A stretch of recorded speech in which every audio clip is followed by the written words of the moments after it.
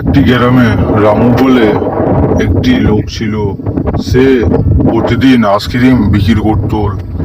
আর ওর মন খুবই সাদা আর শরীর, তাই ও আইসক্রিমে ঠেলা নিয়ে বেরিয়ে পড়লো একটি গ্রাম দিয়ে।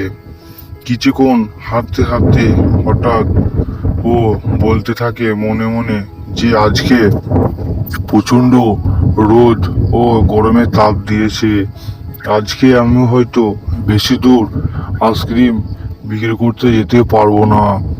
তাই বলে ও একটি গ্রামে যেয়ে দাঁড়িয়ে পড়ে আর আইসক্রিম বিক্রি করতে লাগে। আর কিছুক্ষণ দাঁড়িয়ে পর হাঁকতে লাগে, আইসক্রিম নিয়ে যাও আইসক্রিম, গরমে আইসক্রিম নিয়ে যাও গো আইসক্রিম। সে অনেকক্ষণ হাঁকে ও হেঁকে ডেকেও কোনো লোকও আসেনি। তারপর কিছুক্ষণ পর রামু চুপচাপ হয়ে হঠাৎ হয়ে দাঁড়িয়ে পড়ে। তারপর আস্তে আস্তে করে একটি করে কাস্টমার আসতে থাকে। কিছুক্ষণ পর একটি মহিলা আসে। সে এসে দেখে যে বলে, ভাই আইসক্রিম কত করে? তখন রামু বলে উঠল, উনি আইসক্রিম নিয়ে যাও, কম দামে দিয়ে দেবো, আজকে আমার শরীরটা ভালো নেই।